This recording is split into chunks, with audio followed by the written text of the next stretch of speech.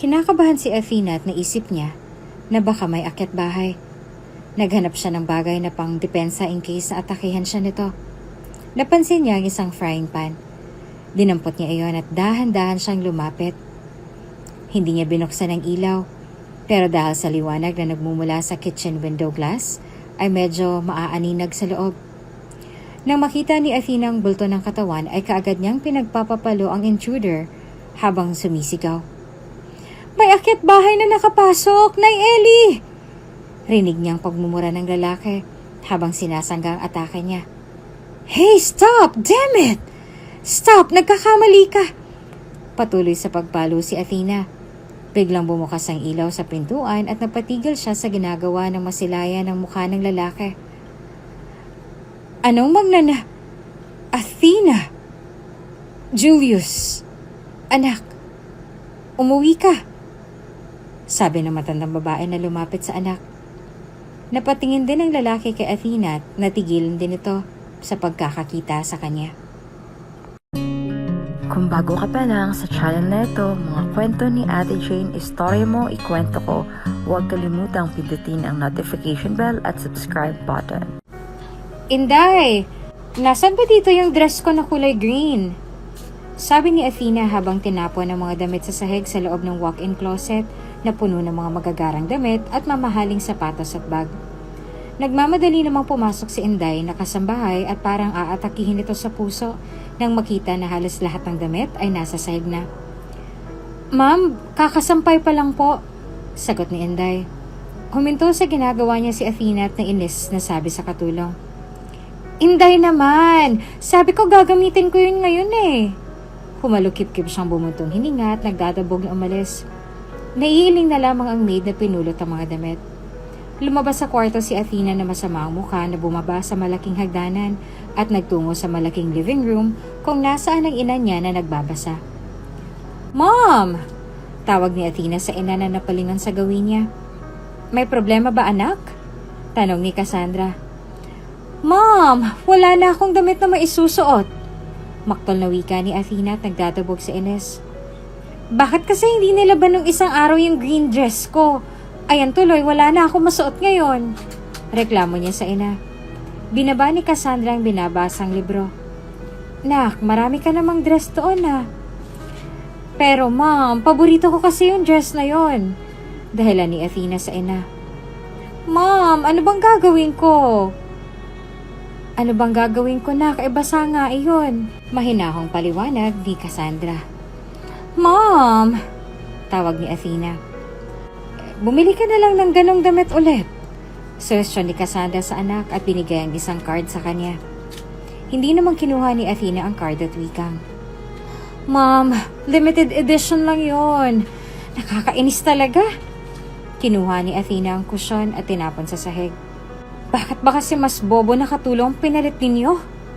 Kinuha na naman niya ang isang kusyon na tinapon pa. Tumama yan sa vase sa center table at nahulog yan sa sahig na gumawa ng ingay. Athena de Perez, enough! Galit na sabi ng kanyang ina. Hindi pa rin tumigil si Athena. Fine, I'll fire that maid. Desisyon ng kanyang ina, tumigil si Athena sa pagtapon ng isa pang kusyon. That would be great, Mom, sabi ni Athena at ngumiti ng malaki at lumabas sa malaking pintuan. Where are you going, Athena? Tanong ni Cassandra na sinundan ng anak. Tinawagan ni Athena ang kanyang personal assistant. Wala ito ng isang linggo dahil nagkasakit and she badly needed her responsible assistant.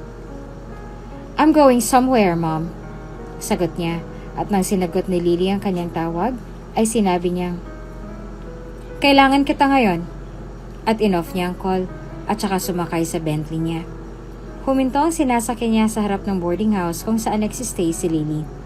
Lumabas mula roon ang babae na namumutla pa pero bagong ligo at bagong suot ng simpleng blazer underneath white top and pants. Lumabas si Athena at si Lily ang nagmaneho. It was already 4 in the afternoon. Athena chatted in their friends group chat na in-off niya ang screen nang makatanggap ng reply na naroon na nga ito sa club. Hinihintay siya. Si Athena lang nag-iisang anak ng mga magulang niya at lahat ng luho at gusto niya ay ibinibigay ng mga ito sa kanya. Hindi naman siya ganon pero nang mawala ang ama 5 taon nang nakakaraan, ay hindi niya pa rin iyon matanggap. At nahihirapan pa rin siya sa katotohanan na wala na ito. She was a daddy's girl and it was her father that spoiled her. Close naman siya sa ina niya pero hindi ganon dahil napaka-strict nito pagdating sa kanya at kailangan niya pang magpilit upang gawin nito ang nais niya. Pero may takot rin siya sa ina dahil palagi siya nitong dinidisiplina na ayaw niyang talaga. Kaya madalas ay hindi niya pinapaalam sa ina ang ginagawa niya. Alak ang nahiligan niya to cope up with the pain of her father's passing. And hindi yon alam ng kanyang ina. Cassandra had only thought that she went shopping with her friend's house, having girls' night out. Huminto ang sasakyan sa harap ng isang club. "Dating gawe, Lily," sabi ni Athena sa babae. "Yes, miss," sagot ni Lily na tumango. Lumabas na si Athena ng kotse. Sa loob, habang nagbabiyahe, ay nagpalit na siya ng damit. A revealing black dress na hapit sa kanyang katawan at isang dangkal at kalahati ang taas ng skirt niyon. Sa tuwing pupunta siya ng club ay ang ginagawa ni Lily kapag tumawag ang kanyang ina ay nagdadahilan nito na nasa bahay ng kaibigan o anong dahilan na hindi malaman ang ginagawa ni Athena. Umalis ang sasakyan at pumasok sa loob si Athena. Ang malakas na nakakaenganyong musika ang bumungad sa kanya. Kaagad niyang hinanap ang mga kaibigan na matagal niya ng kaibigan simula pa noong high school. Professional na ang mga ito at may mga trabaho na. Maliban kay Athena na graduate sa business degree. Ngunit walang balak na magtrabaho since mayaman naman ang pamilya niya. Nang makita niyang mga kaibigan sa isang table malapit sa dance floor at stage kung saan may DJ na nagpapatugtog. "Great! You're finally here, Athena!" Bati ni Thea sa kanya na may hawak na wine at niyakap pa siya. 3 mga kaibigan niya, si Leia, Thea, and Samantha. At siya ang laging nagtitreat sa mga ito kapag gusto niyang gumimik sa club. Gladly, yung bagong maid ni Mom ay napakatanga. Kaya yun, hindi man lamang nilabhan ng green dress na dapat susuotin ko ngayon. Pero at least, Mom isn't strict ngayon dahil sa pagkakamalinong maid. Kwento ni Athena na umupo na sa gitna ni Thea. Sa harapan naman niya ang 2 pang kaibigan. "Akala nga namin hindi ka na darating eh," saloobin pa ni Samantha. Inabot nito ang isang wine na kinuha ni Athena. "But Athena did," ngiting sagot naman ni Leia na mukhang lasing na. "Anong nangyari dyan?" Puna ni Athena nangingiti habang inubos ang wine. "Heartbroken, be," sagot ni Samantha. "Nakipaghiwalay si Arthur sa kanya. Ewan, hindi naman niya sinabing dahilan." "Hindi ka nakinig kanina. Arthur cheated on her with Heather," ani ni Thea na tumayo sa pagkakaupo. "Oh, too bad," naikomento ni Samantha. "Don't mention that asshole's name again," galit na sabi ni Leia na namumulang mukha. "Walang hiya siya. Hindi pa ba ako sapat? Naghanap pa ng ibang bibingka." Nangigigil itong sabi habang mahigpit na hinawakan ng glass. Habang nagkakwentuhan at inuman ng 4, dumami naman ang mga tao sa loob ng club na sumasayaw sa dance floor. Medyo lasing na si Athena na tumayo kasama si Samantha at Leia na pumunta sa dance floor. They danced to the beat of the music. Napansin ni Athena na may dumikit sa kanya na lalaki na sumasayaw at lumayo siya nang hinawakan nito biglang patan niya. "Don't touch me!" Asik niya sa lalaki na medyo may itsura pero wala siya sa mood na makipag-flirt sa oras na yon. Kahit medyo lasing siya ay alam niya ang nangyayari at ginagawa. Ngumisi ang lalaki at hinawakan ng bewang niya at inilapit sa kanya. "Babe, don't be too harsh. Look at you. You're beautiful." Bulong nito sa tenga niya. "Didn't you understand me?" Nakangising sabi ni Athena at hinawakan ang mukha ng lalaki at animoy hahalikan nito. Pero sinipa niya ito sa private part nito na nagpayuko sa lalaki sa sakit. "I said don't touch me." Inis siyang umalis sa dance floor at nagtungo sa table kung nasaan si Thea na may kahalikang lalaki. Umupo siya sa harapan nila at kinuha niyang isang bote ng alak at sinalin sa kanyang glass. Inumin niya iyon at walang pakialam sa paligid. Hindi niya napansin ng kaninang lalaki ay papalapit sa kanya na puno ng galit. At akma itong lalapit pero nabangga nitong isang lalaki na nagalit sa ginawa at muntikan nang nag-away ang dalawa. Mabuti na lamang ay dumating ang 2 maton at inalis ang 2. Umalis si Athena sa kinauupuan at nagtungo sa bar counter. "One whiskey, please." Nakangiti niyang sabi at umupo sa stool. Pumunta ang apat sa isa pang club hanggang tuluyan ang malasing si Athena, Leia, and Samantha, maliban kay Thea.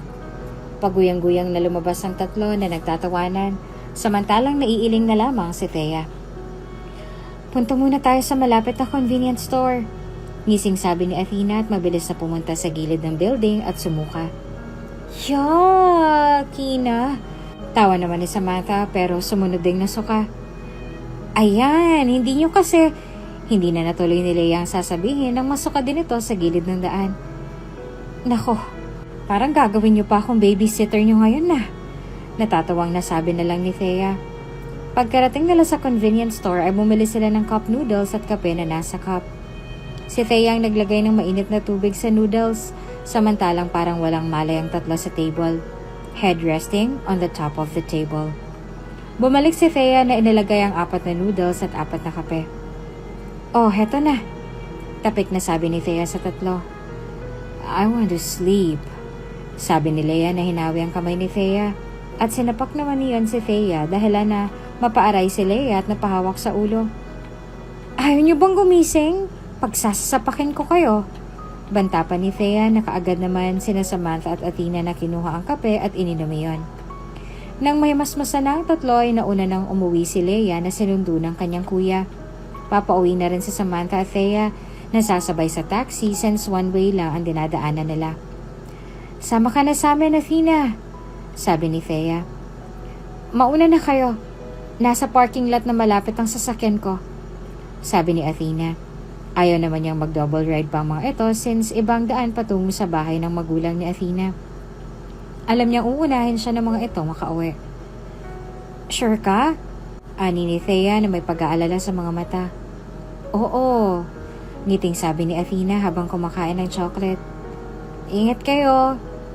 "Ikaw din ha, mag-ingat," sabi ni Thea na lumingon sa kanya bago sumakay sa sasakyan kung saan naman nakasakay na si Samantha at nakatulog na. Athena watched as the taxi left. She took her coat back inside the convenience store and bought some snacks. Habang naglalakad siya sa sidewalk, papunta sa parking lot habang kumakain ng chips. Medyo may kalamigan ng hangin na nagbigay kaginhawaan sa kanya. Pagkarating sa park ay pinaandar niya sa sasakyan at umalis. Habang nasa biyahe ay biglang huminto ang sasakyan niya sa daan. She restarted pero ayaw umandar. Gusto niya na makauwi at makatulog at bigla na lamang siyang minalas. Inis na tinawagan niya si Lily pero hindi na ito sumagot sa kanya. Tulog niya yata siya. Sabit niya sa sarili at binaba pa ang phone. Ano pa bang magagawa ko? Hindi maghintay ng taxi. Tumingin siya sa paligid at realizing na walang dumadaan na taxi doon. Wow, this is unbelievable. Sa dami ba naman ng oras at panahon, ngayon pa talaga ako minalas ng sobra. Sarkastika niyang bulalas at lumabas sa kotse. Ano magagawa niya kung hindi ang maglakad na lang? Pansin niya na malapit-lapit na rin sa subdivision kung saan ang bahay ng magulang niya. Habang naglalakad siya, she texted Lily kung anong nangyari sa sasakyan niya and ordered her to get a tow truck pagkagising. Walang masyadong sasakyan at medyo may kadiliman sa parte ng sidewalk kung saan siya dumaan. She was eating her snack, minding her own business nang biglang may lalaking lumapit sa kanya at may patalim na nilagay sa tagiliran niya. "Miss, hold up to," sabi ng lalaki na may mask sa mukha. Hindi niya agad na proseso sa utak niya ang nangyari, hanggang unti-unti niyang mag-sink in sa kanya. Sa sobrang takot niya, hindi man lang niya magawang magsalita. Wala siyang dala maliban sa isang paper bag na may lamang snack niya. Hinabluto yun ng hold-upper at tiningnan ng loob. "Miss, pera at cellphone mo, nasaan?" Nakakasindak na sabi nito kay Athena. Athena swallowed hard before saying in a shaky voice, Manong, wala po akong dala." Napasigaw si Athena nang kinapkapan siya ng lalaki. "Manong, don't kill me po!" Takot niyang sabi sa malakas na boses. "Nasaan ang pera at cellphone mo?" Galit na sabi ng hold-upper. Naiiyak na sabi ni Athena. "Wala nga!" Napasigaw ulit siya sa takot nang biglang may sumuntok sa hold-upper. Kinuha ng lalaking dumating patalim mula sa hold-upper habang pinagsususuntok ito. Biglang sinipa ng hold-upper ang lalaki sa tiyan dahilan para mapaupo ito at umalis na at tumakbo ang hold-upper. "That bastard!" rinig niyang sabi ng lalaki, wiping the side of his mouth when the hold-upper had punched him. Tumayo ito sa pagkakaupo at humarap kay Athena. And she thought that this is another robber. "Manong, wala po akong pera or phone ngayon. Nasa sarang kotse ko kung nais nyo." Nanginginig ang boses na sabi ni Athena sa mga oras na yon at nais niya na umiyak.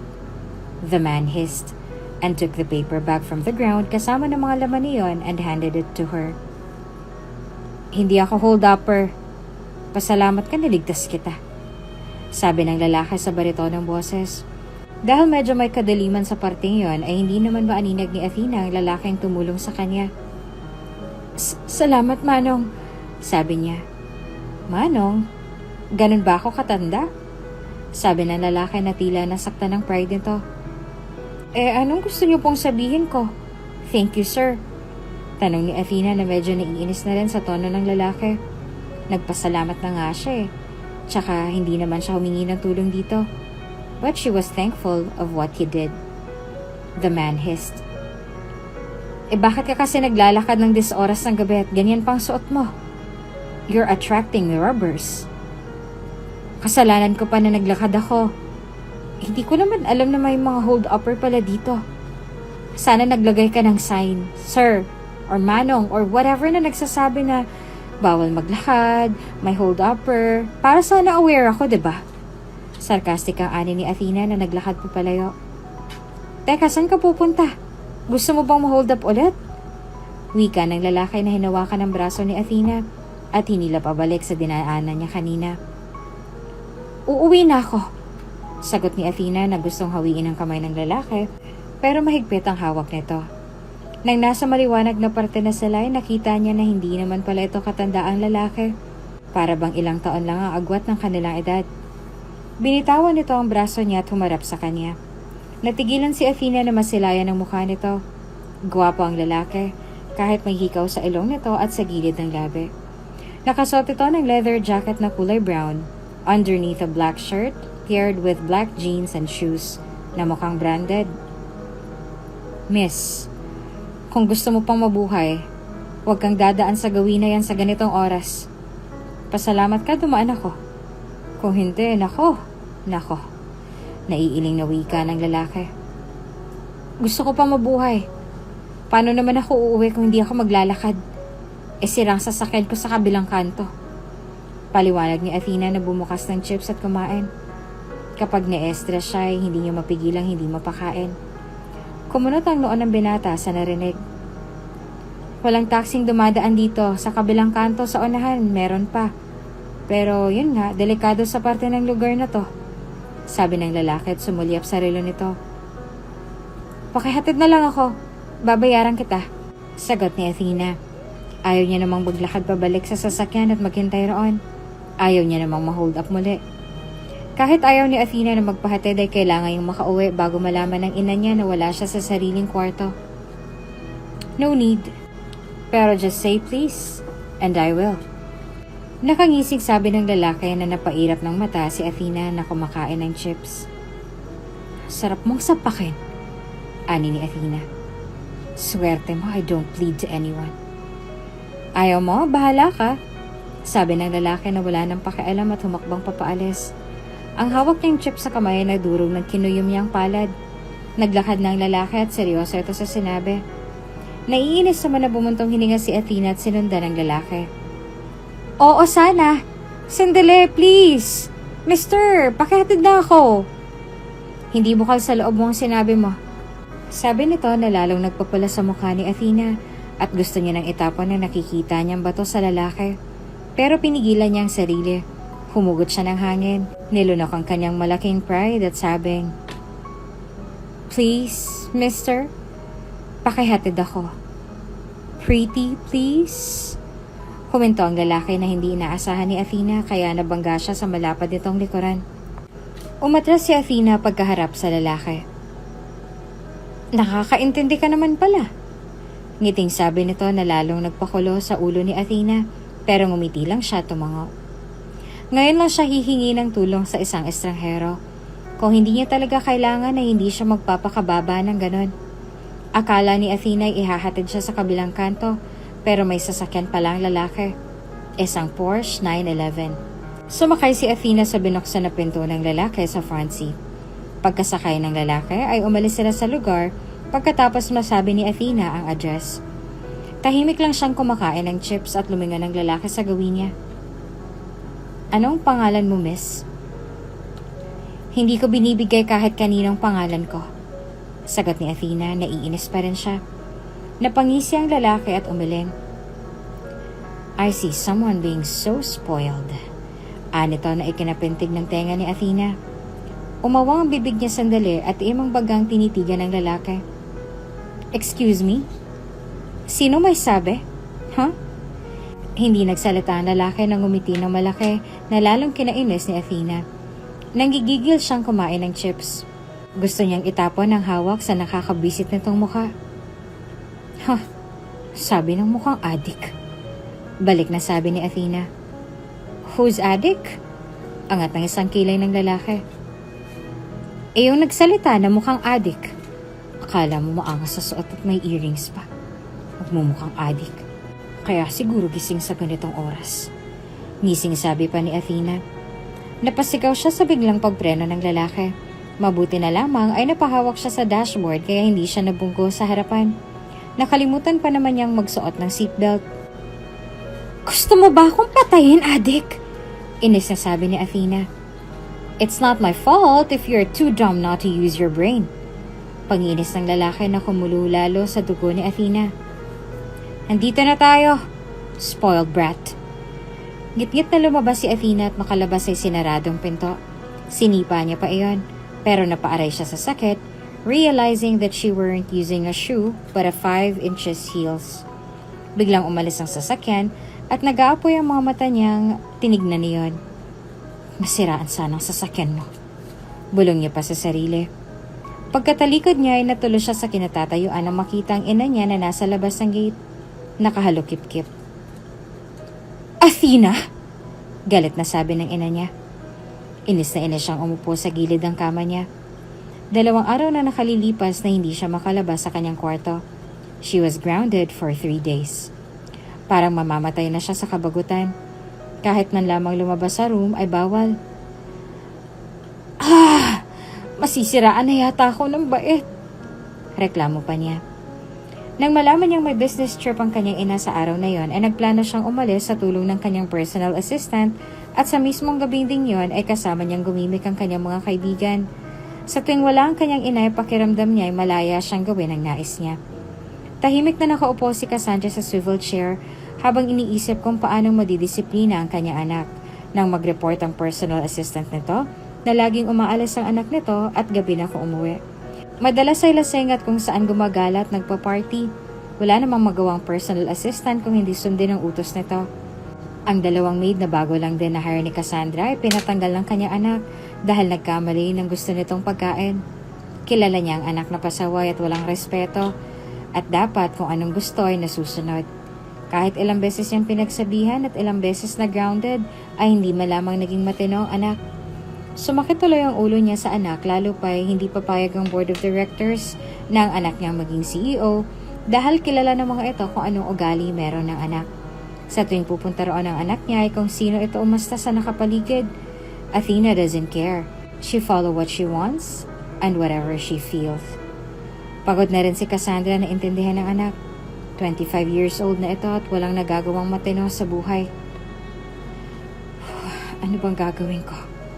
Naiwika ni Cassandra. Pati nga ang mga kapatid niya ay pinapagalitan siya kung bakit daw ganoon ang anak nito. Hindi makain ng ugali, kaya hindi nga sila pumupunta sa bahay para iwas na magkaroon ng gulo kung sasawayin nila si Athena.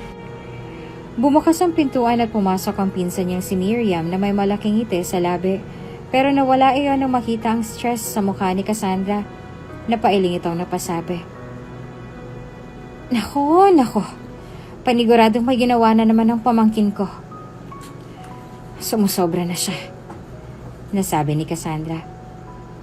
Hindi ko na talaga alam kung anong gagawin ko sa kanya. Palagi na lang. Umupo si Miriam sa upuan katapat ng desk. Malaki na siya at matigas ang ulo. Mahirap disiplinahin ng ganyan. Kung gagawin mo ay mas lalong magre-rebelde. Tama ka. Mukhang ikamamatay ko ng maagang konsumisyon sa kanya. Problemado ang amin ni Cassandra. May ideya ako, Cass. And I'm sure it will solve your problem. Nakangiting sabi ni Miriam. Ano naman yan? Tanong ni Cassandra at napaayos pa ng upo. Nang sinabi ni Miriam ang plano ay medyo nagdalawang isip pa si Cassandra kung mag-work ba yon para sa kanyang anak. Subukan natin. Malay mo, sabi ni Miriam nang umiti. Nagising si Athena na masakit ang ulo at medyo nahihilo. Pero nang makita niya ang kanyang inay, napabangon siya. Mommy! Sabi ni Athena at mabilis na tumayo sa kama at niyakap ang ina. Halos 2 linggo na hindi umuwi ang kanyang ina. Kararating niyo lang ba galing sa business trip? Hinawakan ng ina niya ang mukha na may malaking ngiti sa labi. May importante akong ipapagawa sa iyo, anak. Ano po yon, Mommy? Pupunta ka sa London bilang representative as a global brand ambassador ng kumpanya natin. You'll be staying there for 2 months. Sagot ng kanyang ina. Si ideya na magta-travel siya sa London ay na-excite si Athena. Ilang buwan na rin na hindi siya nakakapag-travel abroad dahil hindi siya pinahihintulutan ng kanyang ina after the mess she had done. When one of her foreign friend ay nagdala ng drugs, akala niya ay makukulong na siya. Mabuti na lamang ay nasettle ng kanyang ina. Okay, Mom. Nakangiting sang-ayon ni Athena. Thinking of it, nawala sa poder ng kanyang ina, sa loob ng 2 buwan, ay marami siyang party na pupuntahan. And meet handsome guys and flirt with them. Kailangan mo maganda sa bagay na yon dahil bukas ay aalis ka na, sabi ng ina niya. Bukas agad, Mom? Bakit hindi mo sinabi nung nakaraang araw para nakapaghanda sana ako? Reklamo pa ni Athena. Biglaan kasi anak eh. At kailangan mong gawing successful ang bagay na to dahil umaasa ako at ang company sa'yo. Bumuntong hininga si Athena. Don't worry, Mommy. Ako pa. I'm smart and good at anything. Proud niyang sabi. I know, anak. Sabi na lamang ng kanyang ina. Yan ang totoo. Athena was smart and good at anything except her attitude. Kung nagtitinula ang anak niya na mag-focus sa company ay sigurado si Cassandra na mas magandang takbo ng business kung si Athena ang hahawak. Pero dahil sa ugali ng anak, sigurado din siya na babagsak din ang business. Sa araw ding iyon ay pumunta si Athena sa mall kasama si Lily upang bumili ng mga isusuot, sapatos at mga kailangan niyang dalhin sa London. Halos nagkandahirap sa pagbitbit si Lily ng mga pinamili ng amo nito. Kung hindi siya tinulungan ng 3 staff sa mall na dalhin ng ilang mga paper bags, ay baka ilang beses si Lily pabalik-balik sa loob. Samantalang panay selfie naman and post sa social media si Athena at chat sa mga kaibigan. Hindi man lang tumulong. Matagal nang gustong mag-resign ni Lily dahil araw-araw ay palagi siyang pagod sa demand at utos nito sa kanya. Kahit may sakit siya dahil sa kagagawan din ni Athena, ay hindi magawa ni Lily na magpahinga. Kung hindi mag-intervene ang ina ni Athena, ay baka lumala lalo ang flu ni Lily at makonfine pa ito sa ospital ng tuluyan. Dahil malaki ang sahod, kahit papaano ay nagtitiis lamang si Lily. Miss, may pupuntahan ba tayo? Tanong ni Lily pagkaupo sa driver's seat. Oo, sa birthday ni Dominic. Sa luxurious hotel. Sabi ni Athena na tumawa pa sa nabasang komento galing sa kaibigang si Thea sa litrato niya na kanina niya lang pinost. Okay, miss. Sabi pa ni Lily at pinaandar ang sasakyan. Kinabukasan na huminto ang sasakyan sa harapan ng airport. Ang driver ng mommy niya ang naghatid sa kanya. Kanina pa niya tinatawagan si Lily kung nasa loob na ba siya ng airport pero hindi man lang sinasagot nito ang kanyang tawag. Pagkapasok niya sa loob ay hindi niya nakita si Lily sa waiting area. At hindi niya dala ang plane ticket dahil inasa niya lang kay Lily ang lahat. 2 maleta ang dala niya at ibang maleta ay na kay Lily. At si Lily ang naglagay ng mga damit niya sa maleta at mga kailangan niya. Sinubukan niyang tawagan ng personal assistant pero hindi ito makontak. Naiinis niyang tinext si Lily pero wala itong sagot. Nakaupo siya sa waiting area at napansin niya ang isang may katandaang babae na lumapit sa kanya. Kilala niya ito, si Elizabeth Duere, na strikta at suplada, isa sa mga member ng board of directors ng kumpanya ng kanyang ina. Miss Del Perez, mabutit nandito ka na. Malamig na sabi ng matandang babae. Umirap lang si Athena. Ayaw niya makipagplastikan sa babae. Umiling si Elizabeth at inabot ang plane ticket kay Athena kasama ang plane ticket nito. I am sure na sinabihan ka ng ina mo na magiging assistant kita. Hindi naman kinuha ni Athena ang plane tickets. Sino may sabi? Kayo? Sarkastikong wika niya kay Elizabeth. Your mother. I hope you'll do your job efficiently. At hindi lang pagiging ma-attitude and spoiled ang kaya mo. Naghahamong sabi pa ni Elizabeth nang umiti. Sa narinig ni Athena ay gusto niyang laitin ito, pero may kaunting respeto siya sa matanda. Whatever. Sagot lamang ni Athena. Nang paboard na sila ng plane ay hindi inaasahan ni Athena na hindi business class ang sasakyan nila kung hindi ay nasa economy class lang. Gusto tuloy lumabas ni Athena at mag-complain. Hep, saan ka pupunta? Sabi ni Elizabeth kay Athena na tumalikod pabalik sa pintuan ng plane. I can't be on a long-haul flight in economy class, sambit ni Athena. Umupo ka na dahil aalis ng plane. Ayaw mo naman na malate pa tayo sa pupuntahan natin. Wika ni Elizabeth na itinaas ang dalawang kilay. Mapapahiya si Mrs. Del Perez na malaman na nalate tayo dahil sa kaatehan ng anak niya. Hindi ka mo mapapahiya, pero ang nanay mo. So think about that. Umupo na ang matandang babae. Gustuhin mang umalis ni Athena pero sa sinabi nito ay ayaw naman niyang mapahiya ang ina. Swallowing her pride, Athena sat. And not long after the plane departed, tiningnan niya ang kanyang wallet at nagulat siya na walang laman niyon kahit pera ay wala. No! It can't be! Hysterical niyang bulalas. Hinanap niya ang phone sa lalagyan ng sling bag pero hindi niya mahanap ito sa loob. She started to panic. Tahimik lang ang matanda na nakapikit ang mata habang nakikinig ng music sa headphone. Hindi siya mapakali sa kinauupuan at hindi niya alam ang gagawin. Naaalala niya talaga na nasa sling bag lang niya nilagay ang phone at wala nang iba. Marahas na bumuntong hininga siya. Paano siya bibili ng phone kung wala nga siyang pera? Nainis lalo siya sa isipin na iyon. Dumaan ang flight attendant na may cart ng pagkain kaya kumuha siya ng naroroon. Hindi pa rin siya mapakali. Paano siya makakauwi? Hindi niya rin makontak ang ina niya. Tiningnan niyang matanda na tulog pa rin.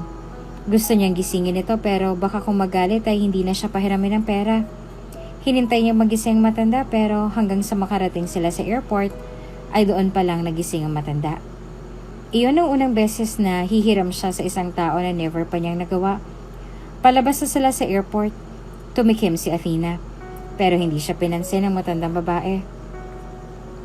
Mrs. Guerrero, tawag ni Athena. Huminto ang isang sedan sa harapan nila. Lumabas mula roon ang isang lalaki na kinuha ang mga bagahe ni Athena. Sandali! Hawak niya sa isang bagahe na kukunin sana ng driver. May problema ba, Miss Del Perez? Baling na tanong ni Elizabeth sa kanya. Meron. Gusto kong humiram ng pera. Uuwi ako sa amin. Nawala ang phone ko at walang laman ang wallet ko. Paliwanag ni Athena na humigpit ang hawak sa handle ng maleta. Kung gusto mo umuwi, ay umuwi ka. At hindi ako nagpapahiram ng pera. Sabi ni Elizabeth at sumakay sa sasakyan. Napaawang ng mga nambibig ni Athena na hindi makapaniwala sa narinig. You have nothing. Why don't you accept being my assistant? Sabi ng matandang babae. Tayo na, Daniel. Namalang mukha ni Athena sa naramdamang kahihiyan. Tumingin ang driver kay Athena na nagsasabing sumakay na ito o iiwan siya roon. Kagatang labing pumasok si Athena. Kinimkim ang nararamdamang galit. Hanggang marating na nila ang medyo may kalakihang bahay. Kinuha ng driver ang bagahe ni Athena at pinasok papunta sa kanyang room. Bumaba si Athena at nilibot ang buong paligid. Hindi rin ba sinabi ng nanay mo sa'yo na hindi lang personal assistant ang gagawin mo sa poder ko? Also, lahat ng gawain dito sa loob ng bahay ay gagawin mo rin. sabi ng matandang babae. Nagpintig ang tenga ni Athena sa narinig. What? You heard me, dear. Ngiti ni Elizabeth na sabi. Kung gusto mo makauwi, you need to stay here for 2 months. No, this can't be happening. Kilala mo ba ako? I'm the daughter of the CEO. How dare you to do that to me? Singhal ni Athena. Sa bansa mo, oo. Anak ka ng isang CEO. Pero dito, you are nothing. Kung hindi ka susunod sa mga utos ko, you'll be living in the street. Who'll believe you you're daughter of a CEO? Kaya kung ako pa sa'yo, sumunod ka na lang. Seryosong wika pa ni Elizabeth at pumasok sa loob ng bahay. Iniwan si Athena na hindi makapaniwala sa nangyari. Isusumbong kita kay mommy kapag nalaman niya to.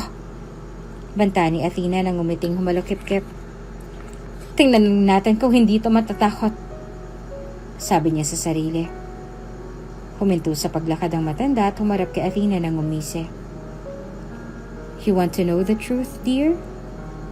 All of this is your mother's plan for you. You're lying. Umiling ang matandang babae at napasabi. Think about why your PA is not here. Why you have nothing. And even your phone was taken away from you. Who would allow such thing? Your mother. Athena pressed her lips so tight that it whitened. Wala siyang nasabi dahil may puntong matandang babae. Kung ayaw mo sa proposition ko sa'yo, then you're free to leave. Wala akong pakialam kung anong mangyari sa'yo. At wala na rin pakialam ang nanay mo. Dagdag nito bago tuluyang pumasok sa loob. Nagdadabog naman si Athena na naiiyak. Ayaw niyang paniwalaan ang nangyayari. Gusto niyang magising sa masalimuot na panaginip na yon.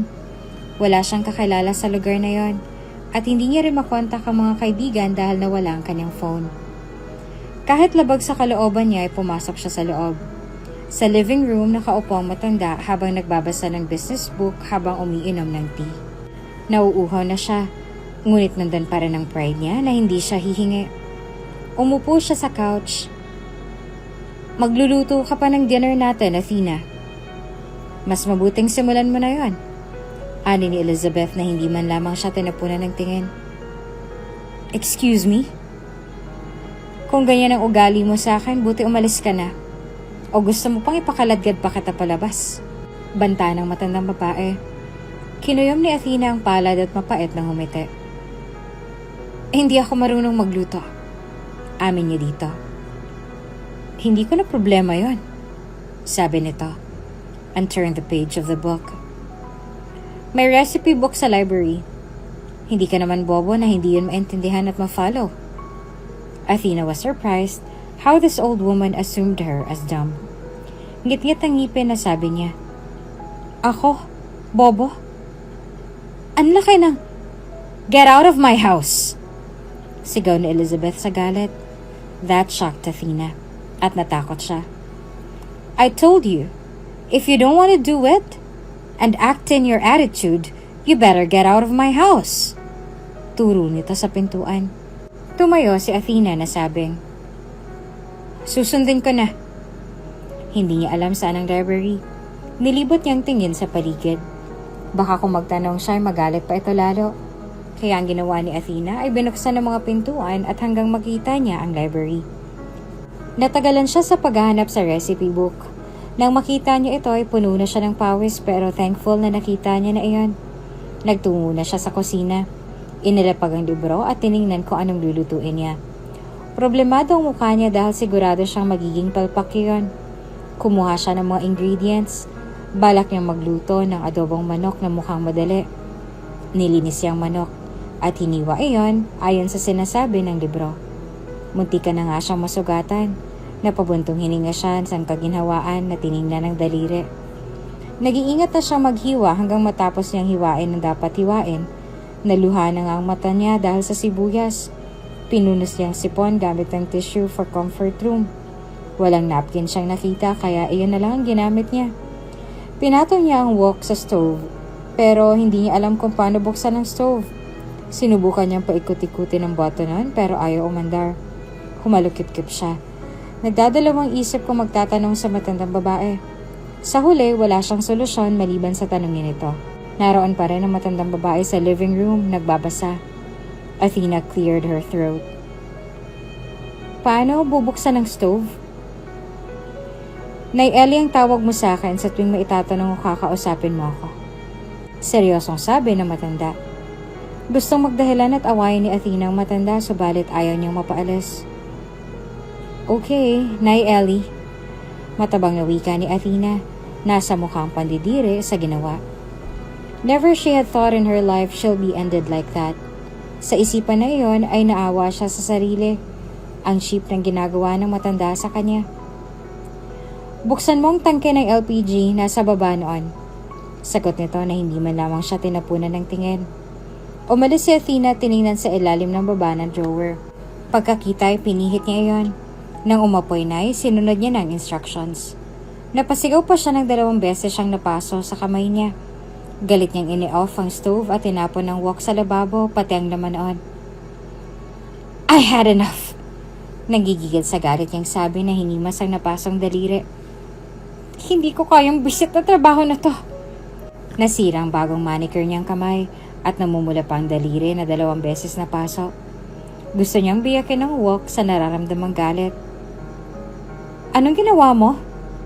Natulos sa kinatatayuan si Athena at tumingin sa matandang babae. Napaso ako dahil sa lecheng yan. Paliwanag niya na tinuro ang nilutuan. Bakit ba ganito kahirap ang pinapagawa mo sa akin? May galit ka ba? Gusto mo akong pahirapan? Hindi ka kasi nag-iingat. Hindi ko nakasalanan yon. Sagot nito. At saka wala akong galit sa'yo. Ito ay parte ng gawain mo dito. Sabi ko nga, diba, kung ayaw mo, you're free to leave. Naintindihan mo naman, diba? Gustong umiyak ni Athena sa sama ng loob kung bakit hinahayaan nito ng kanyang ina na gawin niyon sa kanya. Yes, Nay Ellie. Matamlay niyang sabi at kinuha ang lutuan sa lababo. Uulit na naman siya sa gagawin. Napapagod na siya. Akala niya ay aalis ang matandang babae pero nanatili ito sa loob ng kusina. Pinagmamasdan ang ginawa niya. Kung may mali siyang ginagawa ay tinatama nito. Ilang beses pa siyang napaso at hinayaan niya lang. Kahit magreklamo pa siya ay wala namang pakialam ang matanda. Nang matapos na si Athena magluto ng ulam ay nagsaing na rin siya ng kanin na dapat ay inuna niyang gawin. Sabi ng matanda sa kanya. Pagod na siya nang kumain silang dalawa. Hindi niya pa gusto ang lasa ng luto niya. Hindi tulad sa bahay na masarap ang niluluto. Namiss niya tuloy ang bahay at ang nanay niya. Magiging maayos din ang luto mo. For now, it's okay. Komento ng matandang babae. Sa narinig naman ni Athena ay nakaramdam siya ng saya na kahit papaano ay nagustuhan ito. Pagkatapos silang kumain ay hinugasan ni Athena ang plato. Naroon ang matanda, instructing her what to do. Nabasag niyang isang plato. Akala niya ay pagsisigawan siya ng matanda. Be careful next time, sabi ni Elizabeth sa kanya. Linisin mo ang mga nabasag at mag-ingat ka. Tumango lamang si Athena. Pagkatapos ng paghugas ay akala niya may ipapagawa pang matandang babae pero sinabi nito sa kanya na magpahinga ka na at matulog, maagang lakad natin bukas. Pagod na pagod si Athena na pumunta sa 2nd floor kung nasaan ang room niya. Pagkalapat ng kanyang katawan sa kama, pagkatapos niya maglinis sa sarili, ay kaagad siya nakatulog. Nagising na lamang siya sa katok ng pintuan. Inaantok pa siya. Athena, magluluto ka pa ng breakfast natin. Breakfast? Nagising siya sa narinig.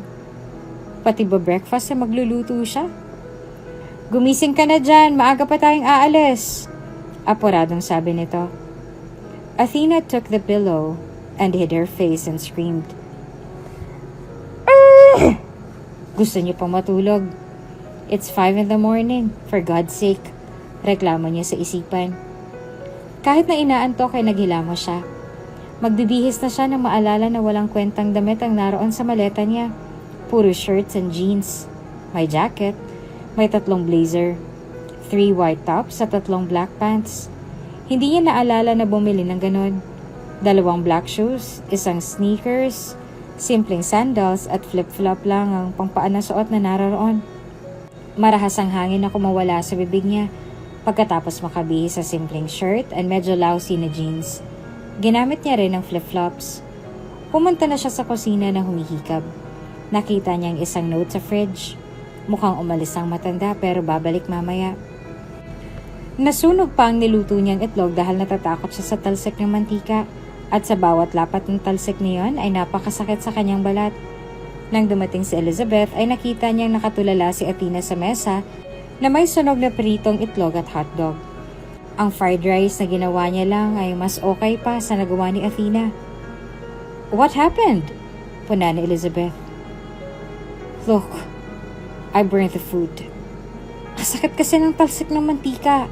Nakakatroma," paliwanag ni Athena. Naalala niya na dapat tawagin itong Nay Ellie. Nay Ellie. "Kung hindi tayo nagmamadali ngayon, sa restaurant na lang tayo magbe-breakfast," sabi ni Elizabeth na nilagay ang niluto ni Athena sa basurahan. "Ilagay mo na lang sa fridge tong fried rice." Utos nito na ginawa naman ni Athena. Hindi naman alam ni Athena kung saan sila pupunta. Suot niya ang blazer underneath the white top and pants. Kumain muna sila ng dinner at pagkatapos ay nagtungo sa isang art gallery. "Nay Ellie, anong gagawin natin dito?" tanong ni Athena. "It's my art gallery, Athena. May buyer ako na isa sa artwork ko," sabi nito. Nagulat naman si Athena na itong gumawa ng mga painting roon. "May mga artwork din dito na gawa ng anak ko, pero hindi niya pa binabebenta." Ngayon lang nalaman ni Athena na may anak ang matandang babae. Huminto sila sa isang painting ng isang river at kagubatan. "Heto, isa sa mga ginawa niya. Ayaw niyang i-display ko dito sa art gallery ang gawa niya, pero pinilit ka siya." Nakangiting kwento ng matandang babae na may lungkot sa mga mata. Bumaba ang tingin niya sa pangalan sa baba ng painting. Julius G. "Bakit po kayo malungkot, Nay Ellie?" tanong ni Athena. Hindi naman siya nakikisimpatya. Sadya lang na nagtataka siya. "I miss my son," sagot ng matanda. "Wala na po siya?" tanong niya. Umiling si Elizabeth at ngumiti. "Let's not talk about him." Sa araw na yon ay pinasama si Athena sa mga business transactions ng matanda. Napakastrikto nito sa lahat ng bagay, kaya minsan ay nauulit ni Athena ang pinapagawa nito. Kaya sobrang napagod siya pagka-uwi niya ay gusto niya na magpahinga, pero kailangan niya pang magluto ng dinner. Kung ganito araw-araw ang gagawin niya, ikamamatay niya talaga ng maaga. "Tapos na ba?" tanong ni Elizabeth na makita nitong nakapikit ang mata ni Athena na nakasandal sa upuan na tabingi ang posisyon ng ulo. "Athena!" tawag ni Elizabeth pero hindi gumagalaw ang babae at naiiling na napasabi nito. Nakatulog na siya. Pumunta siya sa niluto ni Athena na nasusunog na, kaya iyan palang naaamoy ni Elizabeth na nasusunog. Napailing ulit ang matandang babae at enough iyan, at nagdesisyon na ito na siya na mismo ang magluto. Nagising si Athena sa mahinang yugyug sa kanya, at naalala niya ang niluluto. Kaagad siyang namulat at pumunta sa stove, only to see na wala na ito roon. "Hindi ba nagluluto ako ng sinigang? Bakit wala na?" nasabi ni Athena. "Nasunog ang niluto mo, kaya nagluto na lang ako ulit," sabi ng matandang babae sa likuran ni Athena. Napalingon si Athena only to see food set on the table, and it looked more appetizing. "Sana ginising niyo ako, Nay Ellie. Baka pagagalitan niyo ako dahil nakaidip ako," katwiran ni Athena. Ngumiti ang matanda sabay sabing, "Naiintindihan kita na pagod ka. You did a good job today." Sa narinig ni Athena mula sa matanda ay medyo gumaan ang pakiramdam niya. No one had ever told her, except her parents, that she did a great job over things that she did in the past. Wala naman siyang ginawang matino sa buhay kung tutuusin. At para marinig iyon mula sa ibang tao, pakiramdam niya gusto niyang maiyak sa tuwa, pero pinigilan niya ang sarili. "Kumain ka na," sabi nito. Tumangulang si Athena at umupo. Nang tinikman niya ang nilutong pagkain ng matanda ay napasinghap siya. Nay Ellie, ang sarap po nito. Nakangiting wika ni Athena. Now, this is what she called food. Mabuti't nagustuhan mo, Athena. Bukas ay tuturuan kita kung paano magluto para magawa mo na ng maayos yon. Tumango lamang si Athena habang ninanamnam ang pagkain. Sa tuwing tinuturuan si Athena ng matanda na magluto, minsan ay hindi niya napipigilang magreklamo sa tuwing nagkakamali siya. Madalas ay nag-aaway sila. Minsan ay pinagtatawanan siya ng matanda dahil nagkamali siya sa ginawa. Kahit papaano naman ay natutuwa si Athena, lalo pat may natutunan na siya. Ang dating hindi kasarapan niyang luto ay mas naging malinamnam. The old woman must have taught her very well. Pero ang pinakaayaw niyang gawin ay maglinis ng bahay. Madalas na hindi siya sinasama ng matandang babae, kaya mga gawaing bahay ang kailangan niyang gawin. Nakasimangot na nagbalis siya sa sahig at ilang sandali ay umupo pa siya sa couch. Ay, nakakapagod naman kasi. Gusto kong gumimik man lang. Sobrang nakakabagot na dito. Reklamo pa ni Athena. Nangangati na ang kamay niyang tumingin sa social media. Tingnan ang komento roon at mag-post. Panigurado siyang nag-aalala ng mga kaibigan niya sa kanya dahil hindi man lamang siya active sa group chat. Ilang beses na siyang nagbuntong hininga hanggang makatulog siya sa kabagutan sa couch. Athena!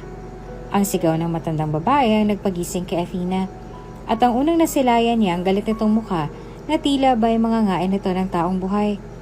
Tumayo si Athena sa takot. Nay Ellie! Nanginginig niya sabi. Hindi ba sinabihan kita na gawin mong gawaing bahay? Hindi mo nawalisan ng labas. At pati dito sa loob. Wala ka sa bahay mo kaya huwag kang tatamad-tamad dito. Galit na wika nito at napahilot pa sa sentido. Pagka-uwi ko natutulog ka lang. Wala ka malang natapos na gawain? Tulad din nung nagdaang araw. Isang beses pa nagagawin mo to, papaalisin na kita. Kuyumang kamao ni Athena na sumagot. Anong gusto mo? Maging sunod-sunuran ako. Gawin ng lahat ng gusto mo, ganon? Ang dami mo kayang pinapagawa. Athena, magaling ka lang magreklamo. Hindi mo ba gagawin ang bagay na yan sa ibang tao na ang baba ng tingin mo? Now you realize what they're feeling. Bibigyan kita ng isang pagkakataon at ito nang huli. Naintindihan mo ba? Sagot-sagutin mo ako ngayon. Baka ilang araw o buwan kang maninirahan sa kalsada.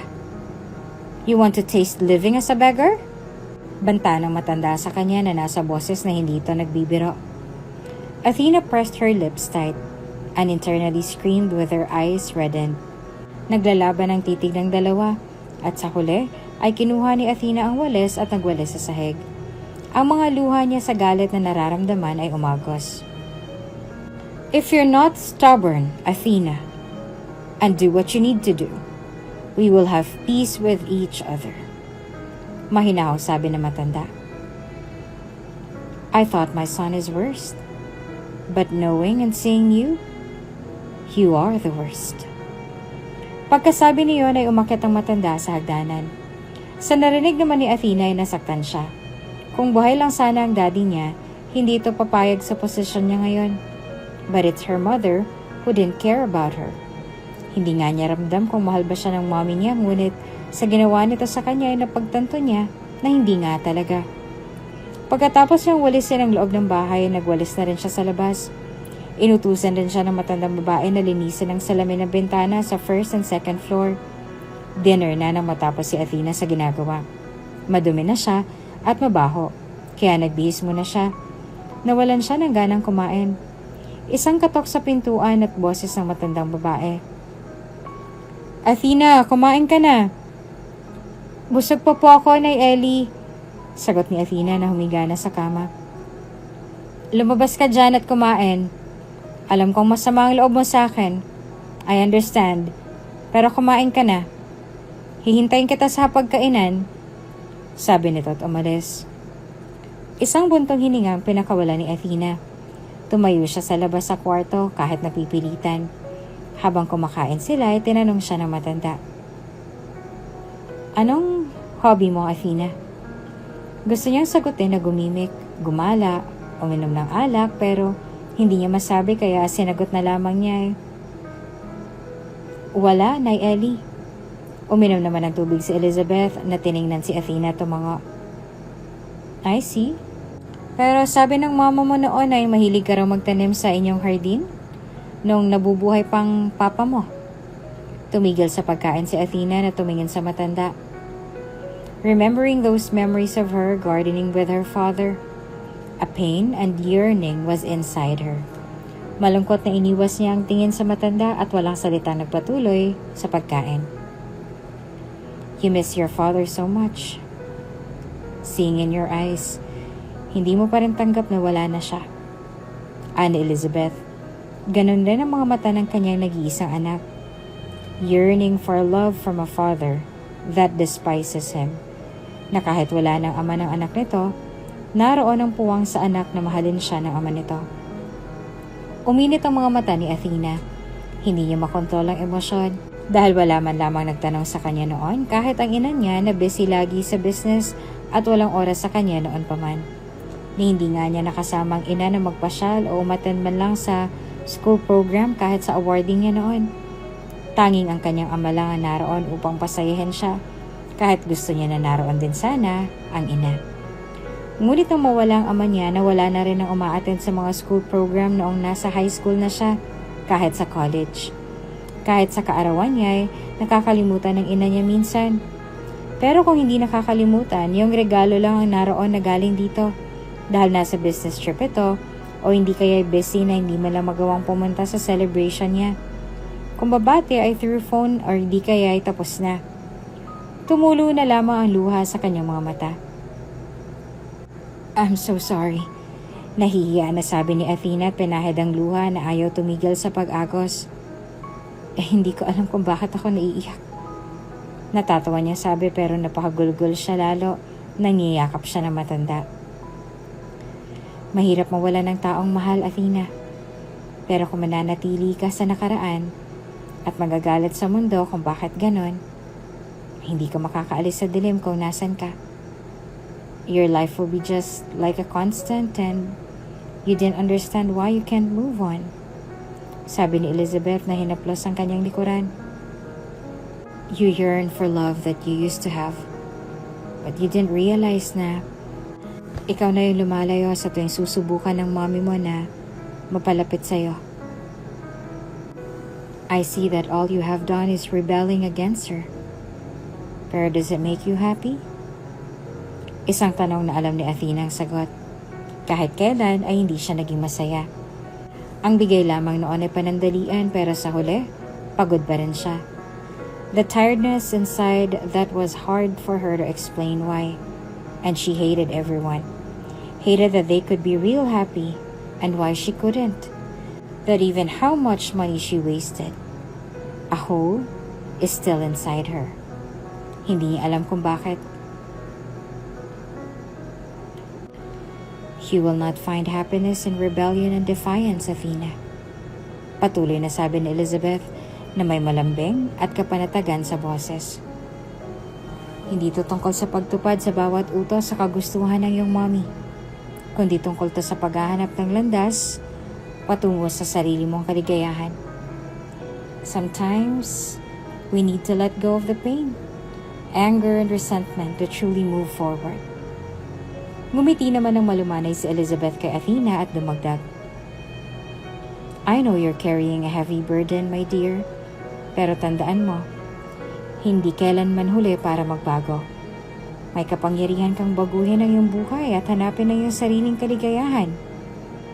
Sa narinig ni Athena ay gumaan ang loob niya. This stern old woman understand her at hindi niya alam kung anong sasabihin. Pero sa mga katagang binitawan nito, may napagtanto siya para sa sarili na tama ang sinabi ng matandang babae.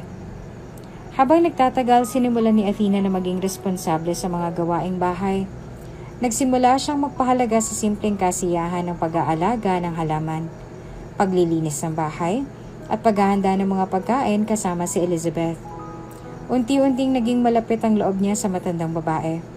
Doon niya napagtanto na marami siyang hindi alam tungkol sa kanyang ina, and she began to understand that her mother had her own set of challenges and insecurities, insecurities, na ayon sa kwento ng matandang babae. But your mother loved you. Athena. Sadya lang na nahihirapan din siyang i-manage ang kumpanya ng pamilya ninyo. Paliwanag ni Elizabeth habang nakaupo sila sa hardin, nagpapahangin.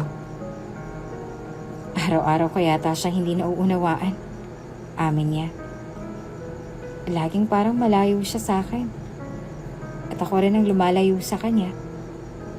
Pero ngayon sa mga sinabi mo, parang naiintindihan ko na ngayon. Tumango si Elizabeth. May mapagkumbabang ngiti sa kanyang labi. Malalim ang pagmamahal sa iyo ng mami mo, Athena. She did her best to connect with you. But you were pulling away. And it was difficult for her. Dumating pa sa punto na sinisisi siya ng kanyang pamilya dahil sa iyong asal. And she blamed herself too. Nag-ambon ng mga luha sa mga mata ni Athena habang unti-unti niya nauunawaan ang komplikasyon ng sitwasyon ng kanyang ina.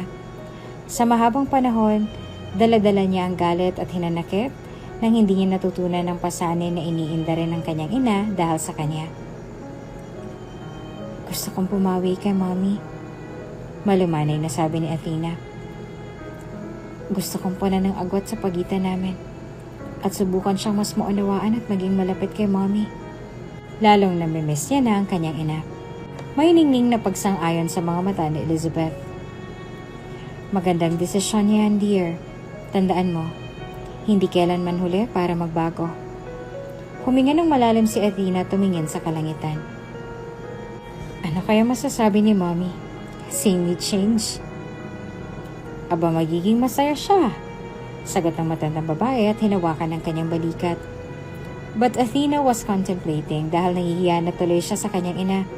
Isa pa ay natutunan din niya na hindi madali ang pinapagawa niya noon kay Lily at nakaramdam din siya ng konsensya sa tuwing naaalala niya kung gaano niyang napapahirapan ng personal assistant at minsan ay laitin pa ito at ang baba rin ang tingin niya sa kanya, not realizing that ganun pala kahirap ang mga gawain nila. Isang gabi na alimpungatan si Athena. Bumaba siya para uminom ng tubig. Habang umiinom ay napansin niya ang back door ng kusina na bumukas iyon. Kinabahan si Athena at inisip niya na may akyat bahay. Naghanap siya ng bagay na pangdepensa in case na atakihin siya nito. Napansin niya ang frying pan. Kinuha niya iyon at dahan-dahan siyang lumapit sa yapak na papalapit. Hindi niya binuksan ang ilaw pero dahil sa liwanag na nagmumula sa kitchen window glass, ay medyo maaninag niya naman ang loob. Nang makita ni Athena ang bulto ng katawan ay kaagad niyang pinagpapapalo ang intruder habang sumisigaw. May akyat bahay na nakapasok, Nay Ellie! Rinig niyang pagmura ng lalaki habang sinasanggang atake niya. Hey, stop! Damn it! Stop! Nagkakamali ka! Patuloy sa pagpalo si Athena.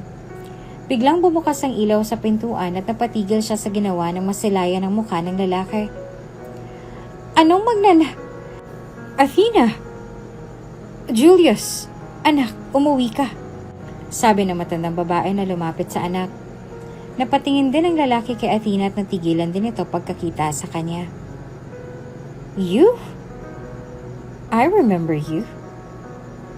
You're the woman I saved from that. Bulalas ni Julius. Pero napangiwi ito nang mahawakan ng namumulang pisngi kung saan ito natamaan. That hurt. Napatingin si Athena sa hawak at sa matandang babae na napailing sa nangyari. Ngayon napagtanto ni Athena na ang lalaking nagligtas sa kanya ay anak pala ng matandang babae. Pero nagtaka siya dahil mas malinis at hindi na adik tingnan ng lalaki ngayon. Wala nang piercings nito sa ilong at labi. Wala rin tato sa liigan. Oh, sorry, Nay Ellie, hindi ko po alam na anak niyo pong pumasok. Bakit po kasi siya sa back door dumaan? Napagkamalang ko po tuloy na akyat bahay. Paliwanag ni Athena na nahihiya sa ginawa. Sa back door naman talaga ako dumadaan kung umuwi ako sa gabi. You hit me like you're going to kill me. Nakangusong sabi ng lalaki at umaktong nasasaktan sa harap ng ina. Napaikot na lamang ang mata ni Athena, suppressing herself not to hit him again. Oh siya, bakit naman kasi dumaan ka sa back door? Ako nga dati anak, muntikan mahimatay, akala ko'y may multong sumulpot sa kusina. Wika ni Elizabeth. Sa susunod, wag ka na kasing dadaan dyan. Si Mama, pinapanigan ng babae. Teka, bakit pala nandito ang spoiled brat na yan? Tanong ni Julius sa ina. Hindi naman tiningnan si Athena na parang wala siya roon. Ewan na lang kung bakit naiinis siya ng tuluyan sa ginagawa ng lalaki. Pagsabihan ba naman siyang spoiled brat? Nandito siya to work for me, sagot na Elizabeth. Bukas ng umaga na tayo mag-usap pagkagising. Inaantok pa ako. Mabutit na alala mo umuwi. Siyempre, I miss my mama. I miss your food. Nakangising sagot ni Julius at sumama sa ina na umalis. Inilapag ni Athena ang hawak sa stove at napabuntong hininga sa nangyari.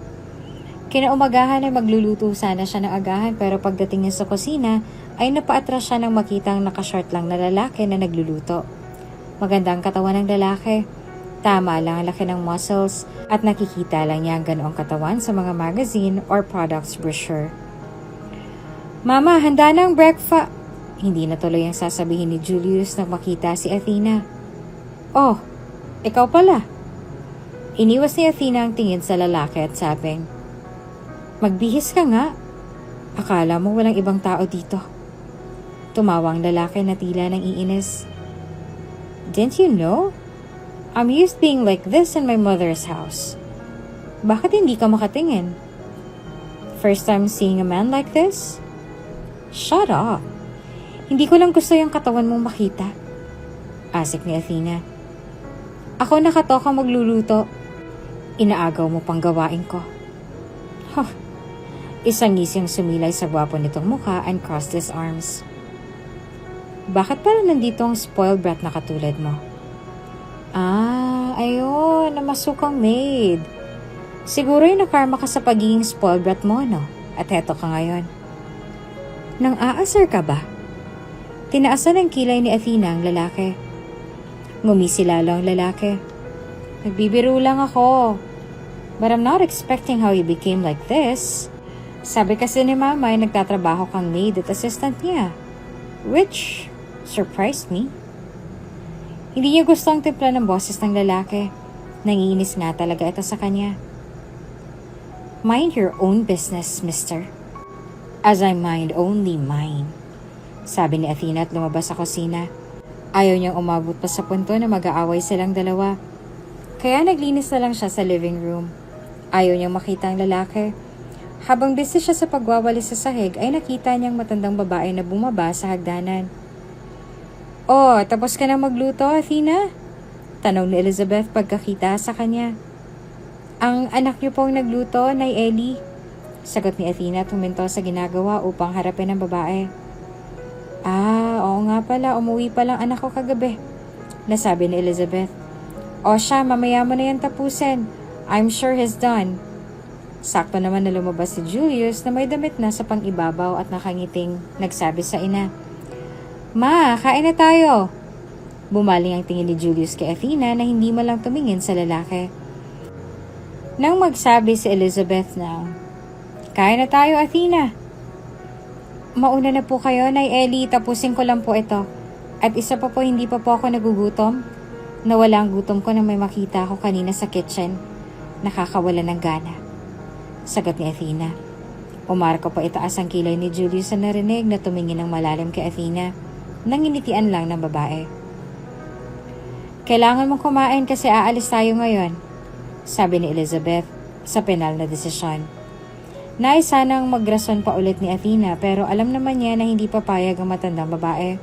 Kaya sa huli ay sumabay siyang kumain sa dalawa. Kamusta ang trabaho, anak? Tanong ni Elizabeth sa anak. Fine, sagot ni Julius habang kumakain. Mabutit dinalaw mo ako dito, nakangiting sabi ni Elizabeth sa anak. May importanteng bagay po akong sasabihin. Kailangan nating pag-usapan. Seryosong sagot ni Julius. Tungkol saan? Tanong naman ni Elizabeth. Tungkol sa company. Your lawyer came to me. It's about the inheritance and the position of the company you want me to be. Sabi ni Julius at kinuha ang tubig kapag kuwa'y ininom iyon. Tumango naman si Elizabeth na may malapad na ngiti sa labi. Ikaw lang ang nag-iisa kong anak. Kaya panahon na para maging responsable ka sa kumpanya. Julius scoffed, saying, But you know what I want in life, Mom? Elizabeth's face hardened of what she heard. Hindi ka ba nag-iisip kung anong mangyayari kung mawala ko? Ikaw lang ang inaasahan ko sa pamilyang to, Julius. Alam kong madami akong pagkukulang sa'yo noon. Can't we stop talking about the past? I didn't hate you, okay? Walang ganang sabi ni Julius. I'm done eating. Tumayo ito at umalis. Napailing na lamang si Elizabeth na tiningnan ng anak na may lungkot sa mga mata. Sa nakita ni Athena ay naaawa siya sa matanda at napagtanto na ganon din ang ugali na ibinibigay niya noon sa ina. Kaya ngayon ay alam niya na kahit hindi sabihin ng kanyang ina na nasasaktan siya tulad ng matandang babae. Ngumiti si Elizabeth sa kanya nang mapansin na naroon pala siya at sabihin, hayaan mo na siya. Tumango na lamang si Athena. Gusto niya sanang pagkaanin ng loob ng matandang babae, subalit wala siyang alam sa bagay na yon. Bakit ayaw niyo pong mag-manage sa company ninyo na Ellie? Puno ng kuryosidad na sabi ni Athena. Sa tuwing babanggitin noon ng matanda ang anak ay may lungkot sa mga mata nito. He have his own company. It's an entertainment industry kung saan isa siya sa mga aktor. And that's his passion. That's what he wants in life. Naiintindihan ko siya. Pero kasi, siya lang nag-iisang anak ko na tagapagmana ng lahat ng ari-arian ng gera. Pati ng kumpanya. He didn't want it because... Elizabeth trailed off. Pain was on her face and she sighed heavily. Now, mas lalong napakurious si Athena kung anong dahilan. He's an illegitimate son of the Guerra. His father never wanted him. Only want his other son, William. Pero sa kasawiang palad, ang airplane na sinakyan ng dalawa ay na-crash, leaving only Julius to take the inheritance and the legacy of the Guerra. Patuloy pa ni Elizabeth. He didn't have good childhood days being an illegitimate child.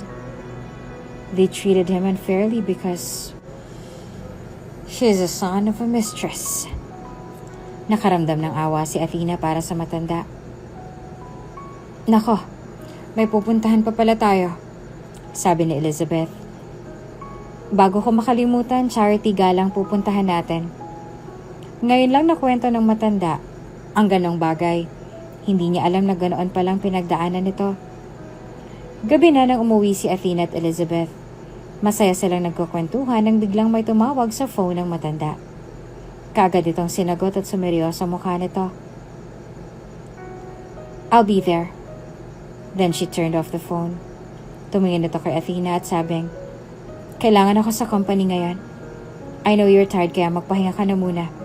Bukas ay maaga tayong aalis. Mag-ingat po kayo na Ellie, paalam ni Athena. Pagkaalis ng matanda ay napansin niya na matalim ang tingin ni Julius sa kanya. May problema ka ba? Takang tanong ni Athena sa lalaki. Hindi ko alam kung anong rason bakit kinuha ka ni Mama bilang assistant at maid.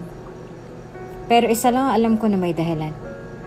Siguro isa kang social climber ano? At may bala kang mapalapit sa mami ko para maperahan siya. I've seen the like of you. Mapagpanggap. Wika ni Julius. Me? Social climber? Turo niya sa sarili. Excuse me, mister. Pero nagkakamali ka. Hindi ako ganong tao. At hindi ko kailangan ng pera. Makapagsalita ka parang kilala mo ako ah. Nangiinis na tumawa si Julius. Hindi nga kita kilala. But I know that you're up for something. Stop the facade and just tell me what you want. I don't want my mother getting close to you. And at the end, you'll hurt her. Hindi naman nagustuhan ni Athena ang sinabi nito at napasabi pa siya. Sabi ng lalaki na hindi nakikita na nasasaktan na nito ang nanay niya. You do really care for your mother, huh? But why are you being so harsh at her? Dahil hindi mo kayang tanggapin sa sarili mo na may sama ka ng loob sa nanay mo? Julius crossed his arms at lumapit kay Athena habang bumababa ang kanyang boses sa isang mababa at nakakatakot na tono. Wala kang alam tungkol sa pamilyang meron ako.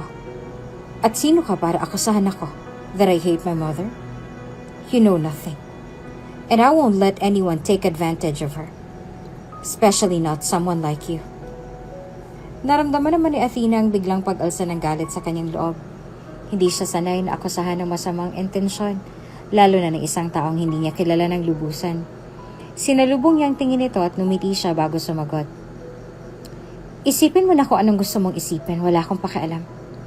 The truth is, I care for your mother more than what you claim to be. Siya ang isang tao na tumulong sa akin na mapagtanto ang mga bagay na hindi ko napagtanto noon. At sabi ko, wala akong pakialam sa pera o kahit anuman. Liar. Diin na sabi pa ni Julius. Athena gritted her teeth and glared at him. Alam mo, nagtitimpil lang ako ngayon. Pasalamat ka at may respeto ako sa mami mo. Dahil anak ka niya.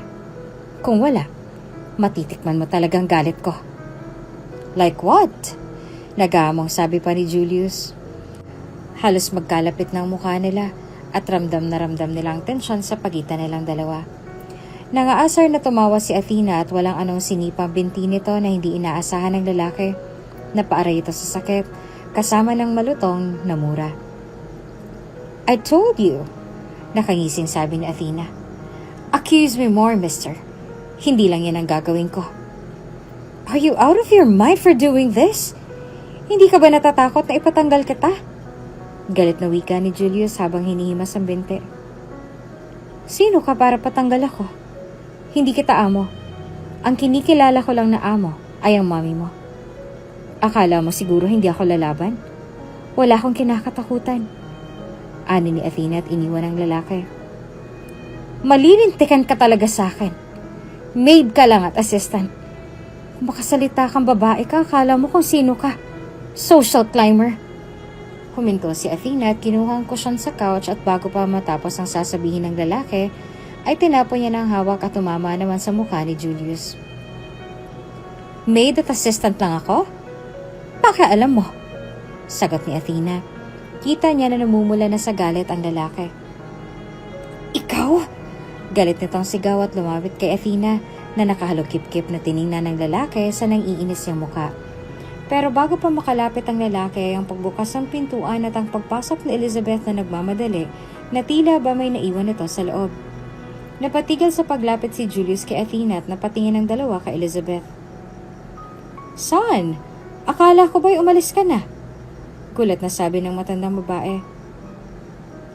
Nay Ellie, itong anak niyo. Inaakusahan ako na may masamang motibo sa inyo. Na isa daw akong social climber. Sumbong kaagad ni Athena. Totoo naman kasi, Mom. This woman didn't want to tell you, sabi ni Julius. Son, hindi social climber at walang masamang intensyon si Athena sa akin. I know her. Pagtatama ni Elizabeth. Mom, tulad na lang ba dati? Ilang beses ka nang ninakawan ng mga kagaya nilang maid dito noon. You trusted them. You're being kind to them. And what they did to you in return. Malapit ka nang mamatay nun dahil kriminal palang maid na tinanggap mo dahil naawa ka sa sitwasyon nito. Paliwanag ni Julius na may pag-aalala pa sa boses nito. Nagulat si Athena sa narinig at napasabing, Nay Ellie, totoo po ba yan? Noon yon, son. But Athena is not like them. You see, she's my friend's daughter. And there's a reason why she's here. Sabi ni Elizabeth sa anak. And that reason is between me and her mother. Bumaling ng tingin si Julius kay Athena na naroon sa mukha na ayaw nitong paniwalaan ng ina. Marahas naman na bumuntong hininga si Julius. Kung yun ang totoo, my apology, sabi ng lalaki at umalis na paakyat ng hagdanan. Nay Ellie, tawag ni Athena. Hindi pa rin siya makahuma sa katotohanan na ilang beses na palang nanakawan ng matandang babae dahil sa pagiging mabuti nito to the point that she almost lost her own life. Ngumiti ang matanda sa kanya. Huwag na natin balikan pang masalimuot na nakaraan, Athena. Matulog ka na. Naiwan ko lang ang mga dokumento ko sa study room. Sige po, Nay Ellie. Ngiting sabi ni Athena at niyakap ang matandang babae. Mag-ingat po kayo. Palagi. Ayaw naman maniwala ni Julius sa sinabi ng ina pero anong magagawa niya? Kaya siya umuwi nang malaman mula sa driver ng ina na may bagong maid na pinapasok ang kanyang mommy kaya nagmamadali siyang umuwi pagkatapos ng business trip niya. Pero hindi niya inaasahan na may papalo sa kanya ng frying pan at hindi rin inaasahan na ang babaeng iniligtas niya noon ay ang babaeng maid ng kanyang ina. Umalis siya sa kwarto upang kausapin ng ina tungkol sa will and testament ng grandfather niya kung saan nakasaad na lahat ng ari-arian ng mga Geroy sa kanya mapupunta at ang Gera Holdings and Gera Consolidation ay mapupunta sa kanya. Wala siyang balak na tanggapin iyon. Julius didn't see himself as Gera and he will never be. Kaya Julius Galadad ang ginagamit niya dahil ayaw niya na magkaroon ng koneksyon sa pamilya na hindi naman siya belong umpisa pa nung pinanganak siya. And all of the sudden, they wanted him? Kumatok siya sa pintuan ng ina pero hindi niya inaasahan ang bubukas ay si Athena na may pag-aalala sa mukha. Magtatanong sana siya nang magsalita si Athena. May lagnat ang mom mo. May family doctor ba kayo? Pagkarinig ni Julius sa sinabi ng babae ay kaagad siya na pumasok sa loob at nakita niyang namumutlang ina. Anong nangyayari? Tanong ni Julius na kinuha ang phone sa bulsa at tinawagan ng kilala niyang doktor. Habang nagsasaing ako ay nakita ko si Nay Ellie na bagong dating galing work na namumutla. Sabi niya maayos lang siya pero pagdating ko dito para tignan siya, mataas ng lagnat niya. Sagot ni Athena na may pag-aalala pa sa boses. Ilang minutong lumipas ay dumating ang doktor at tiningnan ang kalagayan ng ina ni Julius. Sabi ng doktor kailangan na magpahinga ng mga 1 linggo ang kanyang ina dahil daw yun sa stress. Pagkagising ni Elizabeth ay nakita niya ang anak na nakaupo sa gilid ng kama. Oh, bakit nandito ka, son? Takang tanong ni Elizabeth na medyo nahihilo pa. Anong oras na ba? May lakad pa kami ni Athena. Sabi ni Elizabeth na babangon na sa higaan pero pinigilan nito ni Julius. Mom, may sakit kayo. Magpahinga po muna kayo. Nag-aalala sabi naman ni Julius sa ina. Hindi kailangan. Importanteng bagay na yon, anak. It's the company. I'll be meeting with the new investors. Paliwanag ni Elizabeth. Magpahinga muna kayo. I'll be handling it. Sabi ni Julius. Talaga, anak? Hindi makapaniwalang sabi ni Elizabeth. Iyon ang unang pagkakataon na gagawin iyon ng anak niya. I have no choice. Ayokong mas lumala pang lagnat no. So just don't get stressed, okay? Sagot ni Julius sa namumulang mata. Hindi niya kayang isipin na dahil sa stress iyon ay mawala ang kanyang ina. Ngumiti naman si Elizabeth at hinawakan ang kamay ng anak. Lagnat lang ito, anak. Pero isama mo na si Athena. Mom, kaya ko na yon. Don't worry. They'll sign the contract. Baka nakalimutan niyo. I'm a businessman and have my own company. Dahilan ni Julius. Ayaw niya lang may pabigat. Tsaka wala namang alam ang babaeng yun pagdating sa business. Maliban sa pagiging spoiled sa magulang. Gusto ko si Athena maging representative sa meeting na yon. Sabi ni Elizabeth sa anak na nagulat si Julius sa desisyon ng ina. Nagulat si Julius sa narinig. Una, hindi siya sang-ayon sa ideya. Takot na kulang ang karanasan ni Athena para harapin ang ganitong malaking negosasyon. Subalit matigas ang paninindigan ni Elizabeth sa kanyang desisyon. Mom, sa totoo lang tingin ko na ako lang dapat ang mag-handle ng pulong na to. May kaalaman at karanasan ako sa ganitong bagay. Julius, pinahahalagan ko ang iyong pangangalaga. Pero naniniwala ako sa potensyal ni Athena. Nakangiting sagot ni Elizabeth. Nag-atubili si Julius sabalit sa huli sumunod na lamang sa kagustuhan ng ina. Habang papunta sina Julius at Athena sa Gera Holdings, ay hindi naman mapakali si Athena. Nagulat nga siya kung bakit siyang magkuklose ng deal na sinabi ni Elizabeth sa kanya kagabi habang pauwi sila galing sa isang charity. Pero mabuti na lamang at nakapaghanda siya kagabi Pero iyon ang unang pagkakataon. Tahimik lang si Julius na pansin itong pagiging kabado ni Athena. Kaya napasabi na lamang ito, "Don't mess it up. If you don't get this contract, you'll lose a large investor in the company." "Alam ko," sabi ni Athena. "Bakit pa kasi umaasa si Mom sa'yo? Baguhan ka naman sa bagay na to," reklamo ni Julius. Na narinig naman ni Athena, "Huwag ka mag-alala. I'll close this deal. I'll show you." Wika ni Athena na walang kabas niya at napalitan niyo ng determinasyon na ipakita sa lalaki ang kakayahan niya. "Huwag kang puro salita, gawin mo na lang," ani ni Julius na napainis pa kay Athena. "Kapag nakuha ko to, isasampal ko talaga sa mukha mong kontrata." Inis pa na sabi ni Athena na sinamaan ang tingin ng lalaki. Ngumisi na lang ang lalaki at sabi, "Talaga lang ha. Talagang talaga." Puno ng confidence na sabi ni Athena, "You don't know nothing about me. Let's just see." Nakangiting wika ni Julius na natutuwa na makitang puno ng determinasyon ng babae na isampal ang kontrata sa kanya.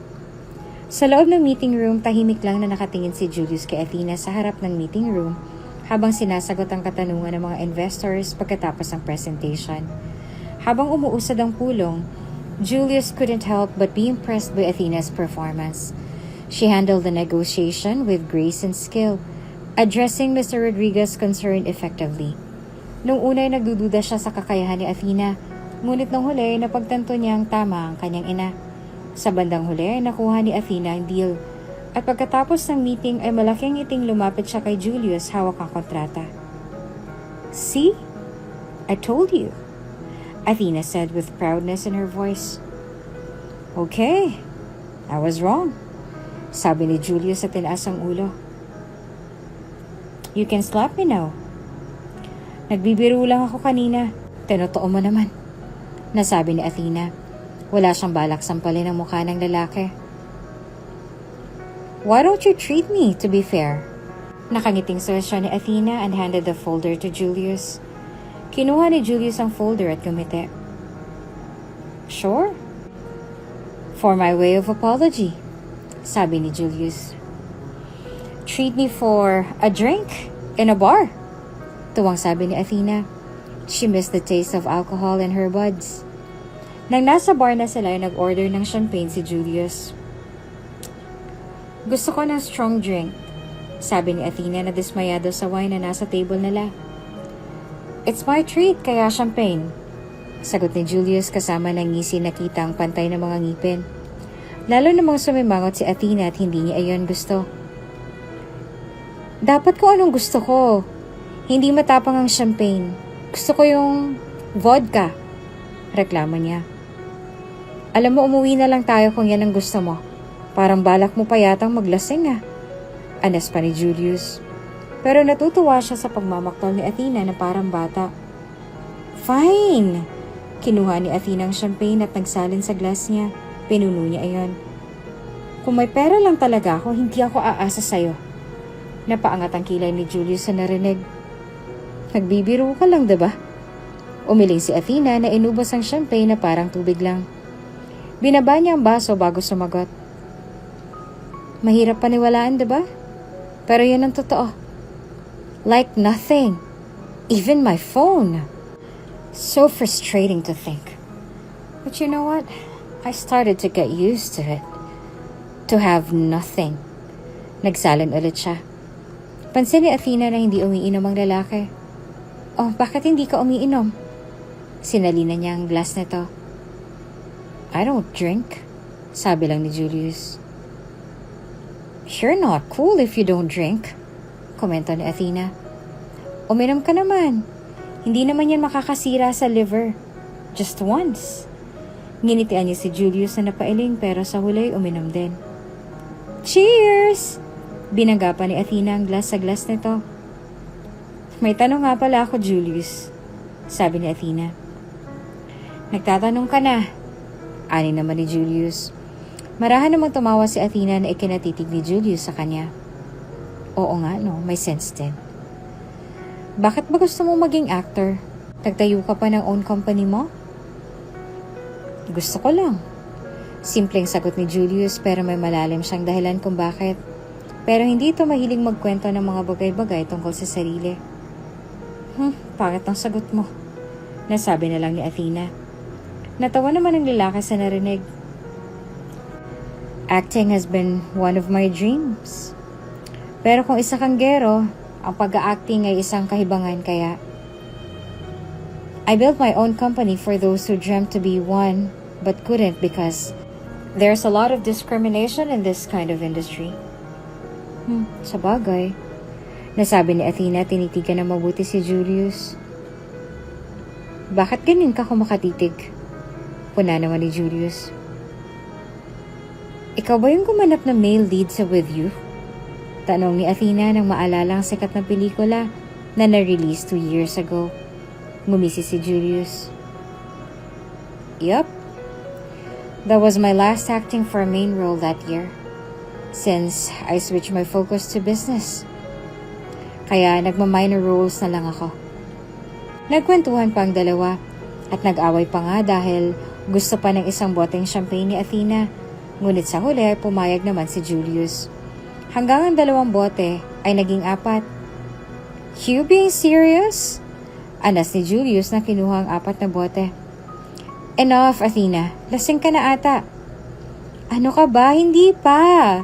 Kinuha ni Athena ang bote. Sabing akin na yan eh.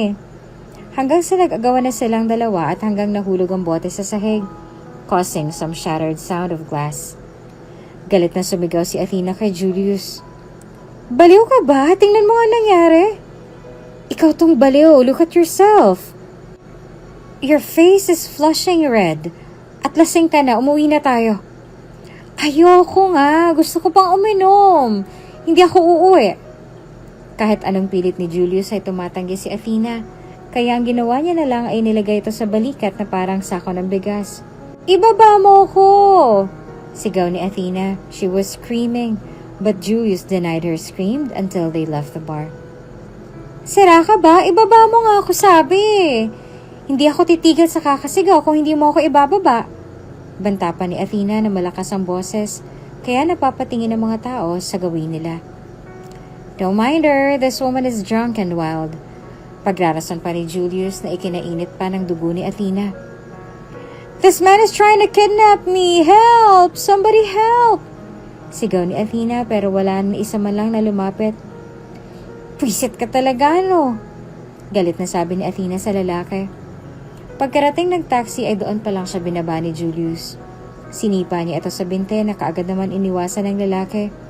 He was grinning at her, fueling her irritation. Nainis si Athena na sumakay sa sasakyan. Hindi niya kinausap o tiningnan man lang katabi sa loob ng biyahe. Sa mga nagdaang araw ay palagi silang nag-aaway sa tuwing may hindi sila napagkakasundo ang dalawa na napapansin naman ni Elizabeth at minsan ay ito pang umaawat sa dalawa. Hanggang sa isang araw habang nagbabangayan sila dahil madumi ang sapatos ni Julius, bumisita ito sa ina dahil hindi pa bumubuti ang kalagayan nito. Umawat si Elizabeth. Tigilan niyo nga yan. Nay Ellie, kita naman na nagmamap ako ng sahig tapos bigla na lang pumasok na maduming sapatos. Hindi kita nakitang naglilinis, okay? Pero bakit mo naman hinampas sa akin yung mop? Balak, enough! Sigaw ni Elizabeth na mahinang naglakad. Pwede ba magkasundo naman kayong dalawa?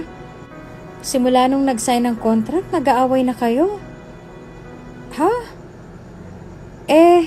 Kasalanan naman tong anak ninyo na Ellie Sabat ni Athena.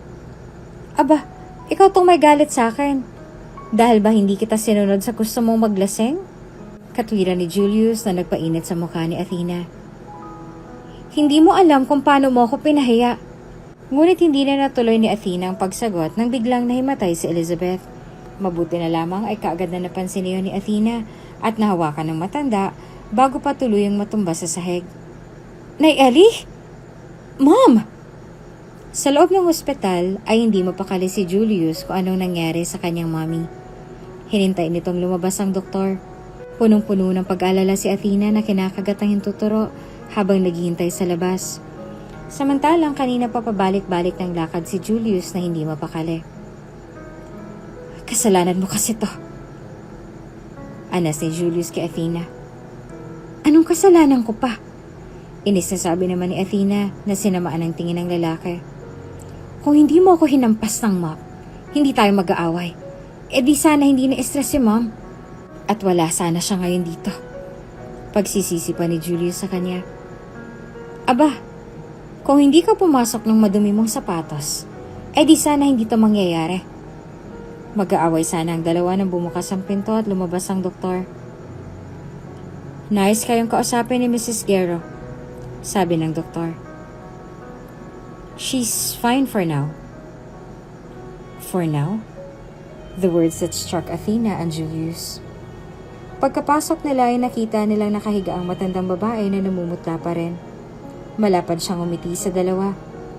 Kaagad namang nilapitan ni Julius ang ina. Mom, I'm so sorry. Puno ng damdaming nasabi nito. Son, don't be sorry. May sasabihin ako sa'yo.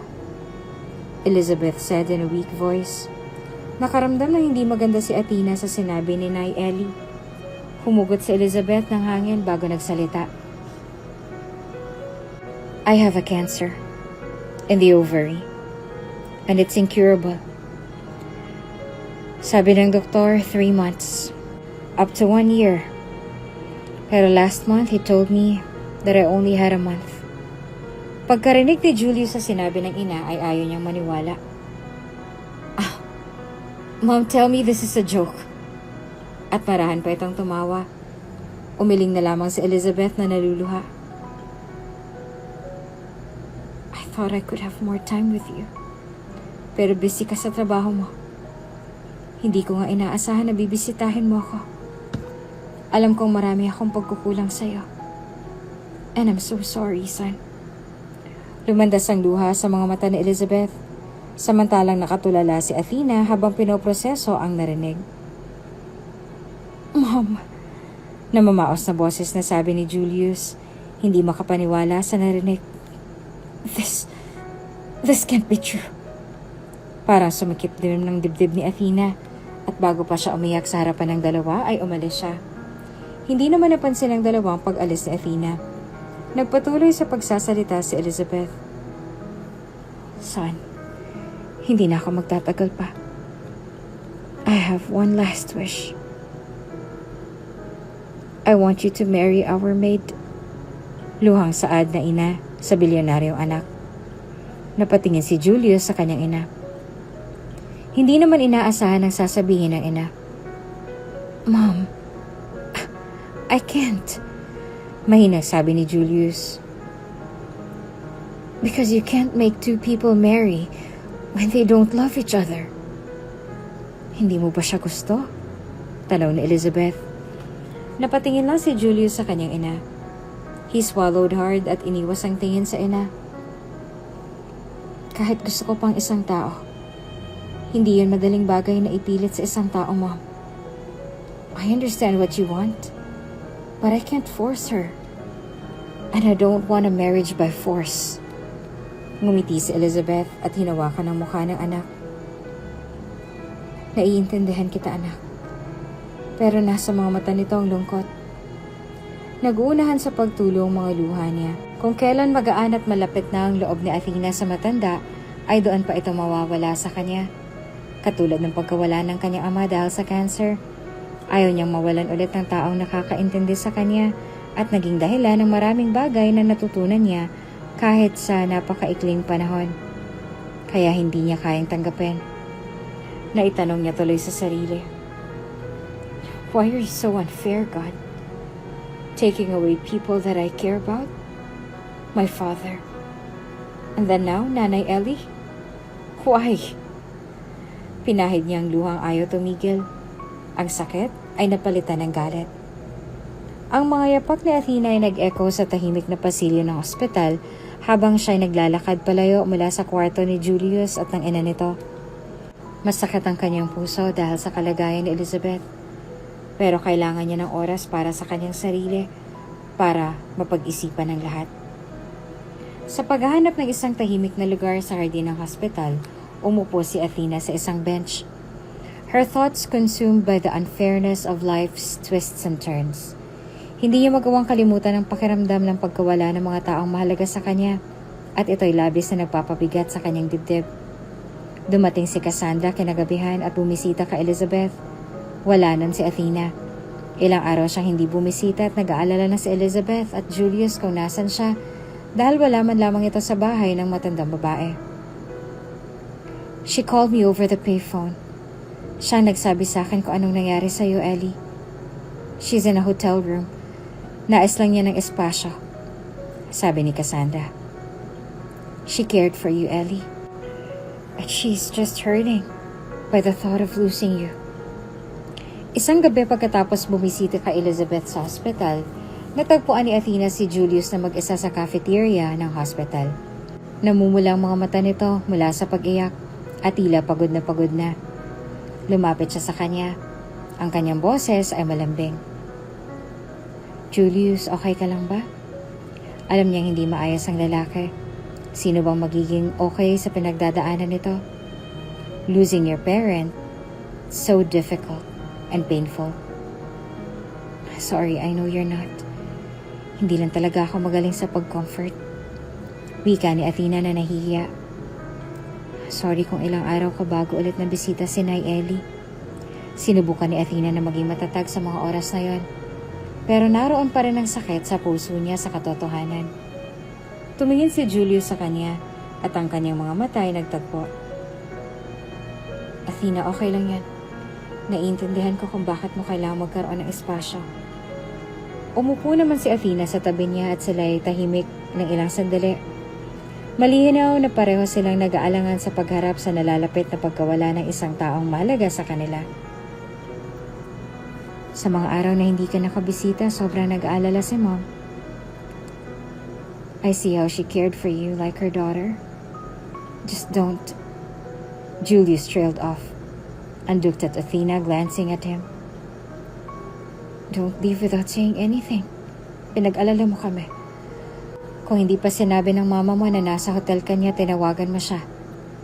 Baka ikaaga pa ni Mom na mawala ng dahil sa labis na pag-aalala sa'yo. Namulang mata ni Athena at iniwas ang tingin kay Julius. Hindi ko naisip yun. Sarili ko lang iniisip ko at that time. Ang hirap. Garalgal na sabi ni Athena. Ang hirap lang kasi tanggapin. Nag-uunahang lumanda sa mga luha sa kanyang mga mata. Niyakap ni Julius si Athena na naluha din ang mga mata nito. Wala namang salitang sinabi si Julius but the embrace was enough for both of them as a comfort for each other. Sa mga lumipas na araw, mas naging mapalapit pa ang dalawa sa isa't isa. Hanggang sa sekretong nararamdaman niya sa lalaki noon na ayaw niyang aminin noon ay unti-unting lumalalim. Pero natatakot siya na lalong mahulog pa sa lalaki dahil hindi naman siya sasaluin ito.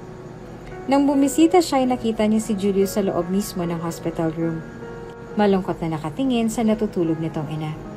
Ramdam niya ang sakit ng pinagdadaanan nito dahil she had been there, done that. Nakatayo lang si Athena na pinagmamasdan ng lalaki na unti-unting umiiyak at yumuko ang ulo. Naluluha na rin siya pero pinigilan niyang huwag umiyak. Kailangan nilang maging matatag. Julius! Masayang sabi ni Athena na umaktong kakapasok lang sa loob. Kaagad naman na pinahid ni Julius sa mga luha sa mga mata at tumingin kay Athena na may ngiti. Oh, bakit nandito ka? Akala ko ba'y umuwi ka na sa Pilipinas ngayong araw? Hindi pa, bibisitahin ko muna si Nay Ellie. Ako na magbabantay sa kanya. Ilang araw nang ikaw ang nagbabantay. Sagot naman ni Athena na umupo pa sa tabi niya. Okay lang. I wanted to be there for her. In her last moments. Sabi ni Julius na nasa boses ang sakit. Hinawakan ni Athena ang kamay ni Julius and squeezed it gently. Julius stared at her. Ako din. I'll stay with Nay Ellie at her last moment. Bago ako bumalik sa Pilipinas. Julius leaned his head on her shoulder. With that closeness, Athena's heart is beating fast. Thank you for always being there for her. Hinawakan ni Athena ang ulo ni Julius and gently caressed it.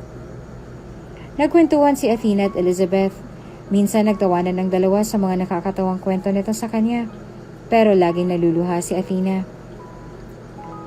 Athena dear, when I'm gone, sana andyan ka lang sa tabi ni Julius sa mga araw that he needs someone to comfort him. How I wish you two get married. But I can't make that decision. Wika ni Elizabeth na may ngiti sa labi. Maybe in another lifetime? Nasabi pa ni Athena. Siya lang naman nararamdaman sa lalaki. Maybe. Nasabi na lang ni Elizabeth. Athena, I want you to be true. Ano po yan? Nagtataka na patingin si Athena sa matandang babae. May nararamdaman ka ba para sa anak ko? Tanong ni Elizabeth na hindi inaasahan ni Athena. Namula naman ang mukha ni Athena at hindi makapagsalita. Bahagya siyang tumawa at wikang, magpagaling po kayo, Nay Ellie. Lumamlam ang mata ng matanda. Let's face the truth, Athena dear. Malapit na ako mawala. At kung mawawala man ako, always remind yourself that everything had a reason why this all happened. Masaya ako na sa maikling panahon, nagkasama tayo.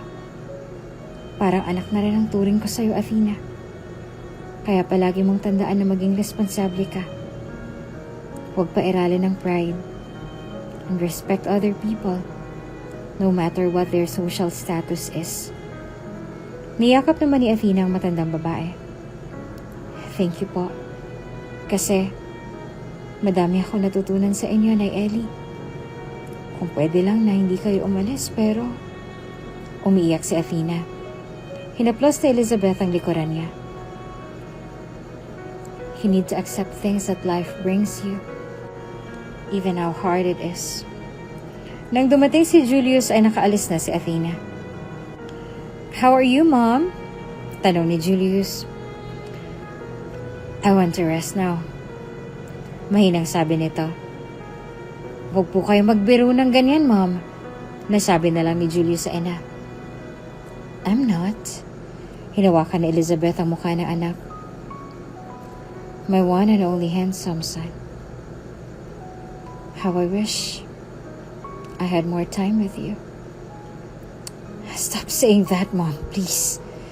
Naiyak na sabi ni Julius na hinawakan ng medyo malamig na kamay ng ina. Puno ng takot ang nararamdaman niya sa mga oras na yon. Hindi pa siya handa na mawalang ina.